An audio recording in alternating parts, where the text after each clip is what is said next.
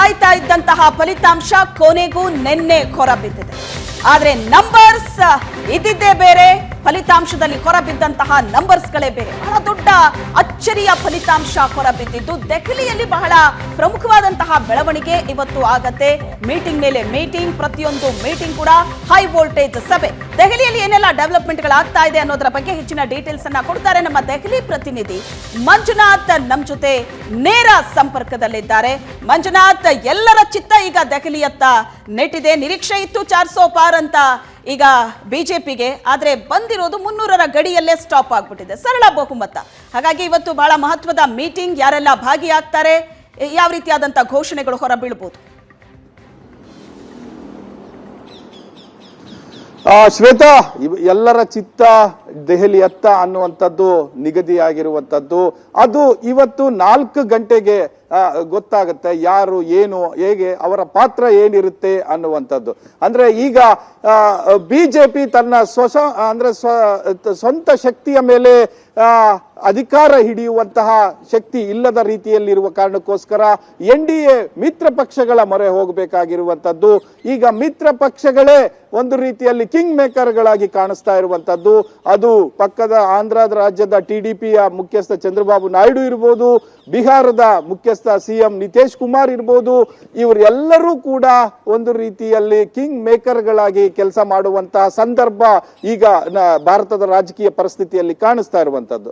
So ನಿನ್ನೆಯಿಂದಲೇ ಕೂಡ ಅಂದ್ರೆ ಮೊನ್ನೆ ಇನ್ನೂ ಕೂಡ ಸರ್ವೆಗಳ ವಿಚಾರ ಹೊರಗಡೆ ಬಿದ್ದ ಕೂಡಲೇ ಮೊನ್ನೆ 4 ಗಂಟೆಗೆ ಪ್ರಧಾನಿಗಳನ್ನ ನಿತೀಶ್ ಕುಮಾರ್ ಭೇಟಿಯಾಗಿದ್ರು. ಒಂದಷ್ಟು ರಾಜಕೀಯ ವಿದ್ಯಮಾನಗಳು, ಮುಂದಿನ ಭವಿಷ್ಯ ಎಲ್ಲವೂ ಕೂಡ ಚರ್ಚೆ ಮಾಡಿಕೊಂಡು ಬಿಹಾರಕ್ಕೆ ಹೋಗಿದ್ರು. ಆದ್ರೆ ನಿನ್ನೆ ಫಲಿತಾಂಶ ಬೇರೆಯದ್ದೇ ರೀತಿ ಬಂದಿದೆ. ಸೊ ಹಾಗಾಗಿ ಇವತ್ತು ಪುನಃ ನಿತೀಶ್ ಕುಮಾರ್ ದೆಹಲಿಗೆ ಬರುವಂತದ್ದಾಗಿದೆ. 10 ಕಡೆಯಿಂದ TDP ಚಂದ್ರಬಾಬು ನಾಯ್ಡು ಅವರಿಗೆ ನಿನ್ನೆ ಖುದ್ದು ಪ್ರಧಾನಿಗಳು ಫೋನ್ ಮಾಡಿದ್ದಾರೆ. ಅದೇ ರೀತಿ ಅಮಿತ್ ಶಾ ಅವರು ಫೋನ್ ಮಾಡಿದ್ದಾರೆ. ನಾಳೆ ಸಭೆ ಇದೆ, ದಯಮಾಡಿ ಬರಬೇಕು ಅನ್ನುವಂತಹ ಮನವಿ ಮಾಡ್ತಾ ಇದ್ದಾರೆ. ಚಂದ್ರಬಾಬು ನಾಯ್ಡು ಬಂದು ಈ ಹಿಂದೆ ಸುಮಾರು 3 ದಿನ ಇಲ್ಲಿ ಕೂತ್ರು, ಅವರ ಮಗ 3 ದಿನ ಇಲ್ಲಿ ಕೂತ್ರು. ಪ್ರಧಾನಿಗಳದಾಗ್ಲಿ ಅಮಿತ್ ಶಾ ಅವರದಾಗ್ಲಿ ಒಂದು ಅಪಾಯಿಂಟ್ಮೆಂಟ್ ಕೂಡ ಸಿಗ್ತಾ ಇರ್ಲಿಲ್ಲ. ಆದ್ರೆ ಇವತ್ತು ಅವರು ಅಪಾಯಿಂಟ್ಮೆಂಟ್ಗೋಸ್ಕರ ಕಾಯ್ತಾ ಇದ್ದಾರೆ ಇಬ್ರು ನಾಯಕರು ಅನ್ನುವಂಥದ್ದು ಬಹಳ ಮುಖ್ಯವಾದಂತಹ ಬೆಳವಣಿಗೆ. ಯಾಕಂದ್ರೆ ಅಂತದ್ದೇ ಪಾತ್ರ ಇವತ್ತು ಚಂದ್ರಬಾಬು ನಾಯ್ಡು ನಿರ್ವಹಿಸ್ತಾ ಇದ್ದಾರೆ. ಈ ಹಿಂದೆ ಅಟಲ್ ಬಿಹಾರಿ ವಾಜಪೇಯಿ ಅವರ ಸರ್ಕಾರದಲ್ಲೂ ಕೂಡ ಅವರನ್ನ ನೋಡಿದ್ವಿ, ಏನೆಲ್ಲ ಕಿಂಗ್ ಮೇಕರ್ ಆಗಿ ಪಾತ್ರ ನಿರ್ವಹಿಸಿದ್ರು ಅನ್ನುವಂಥದ್ದು. ಸೊ ಈಗ ಪ್ರಸ್ತುತ ಅಂದ್ರೆ ಈ ಸಪೋರ್ಟ್ ಕೊಡ್ತಾರಾ ಇಲ್ವಾ ಏನೂ ಕೂಡ ನಿನ್ನೆ ಸಂಜೆ ತನಕ ಅಂದ್ರೆ ಹೆಚ್ಚು ಕಡಿಮೆ ರಾತ್ರಿಯ ತನಕ TDP ಇಂದ ಯಾವುದೇ ಮಾಹಿತಿ ಹೊರಗಡೆ ಬಿದ್ದಿರಲಿಲ್ಲ. ಆದ್ರೆ ಅಂತಿಮವಾಗಿ ಒಂದು ಟ್ವೀಟ್ ಮಾಡುವ ಮೂಲಕ X ಖಾತೆಯಲ್ಲಿ ಮಾಹಿತಿಯನ್ನು ಹಂಚಿಕೊಳ್ಳುವ ಮೂಲಕ ಚಂದ್ರಬಾಬು ನಾಯ್ಡು ಅವರು ನಾಳೆ ಸಭೆಗೆ ಬರ್ತೇನೆ, ಸರ್ಕಾರ ರಚನೆ ಮಾಡೋಣ ಅನ್ನುವಂತಹ ಮಾತನ್ನ ಅಭಿಪ್ರಾಯವನ್ನ ವ್ಯಕ್ತಪಡಿಸಿರುವುದು. ಇವತ್ತು 4 ಗಂಟೆಗೆ ದೆಹಲಿಯ ಖಾಸಗಿ ಹೋಟೆಲ್ನಲ್ಲಿ ಒಂದು ಸಭೆಯನ್ನ ಆಯೋಜನೆ ಮಾಡಲಾಗಿದೆ ಇಂಡಿಯಾ ಕೂಟದಿಂದ. ಸೊ ಈ ಇಂಡಿಯಾ ಕೂಟದ ನಾಯಕರು ಎಲ್ಲರೂ ಕೂಡ ಭಾಗವಹಿಸ್ತಾರೆ. ಭಾಗವಹಿಸಿ ಒಂದು ಚರ್ಚೆ ಆಗುತ್ತೆ, ಸರ್ಕಾರ ರಚನೆಯ ಬಗ್ಗೆ ಚರ್ಚೆ ಆಗುತ್ತೆ.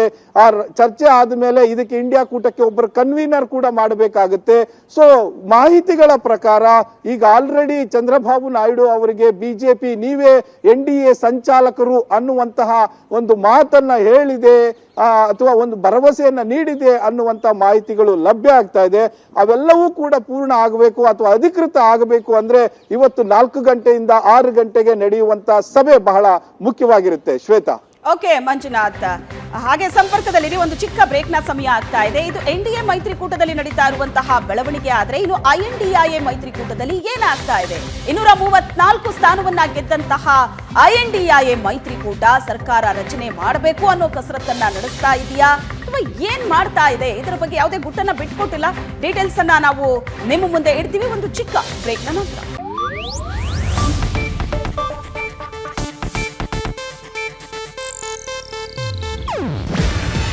ಇದು ಏಷ್ಯಾನೆಟ್ ನ್ಯೂಸ್ ನೆಟ್ವರ್ಕ್ ಪ್ರಸ್ತುತಿ.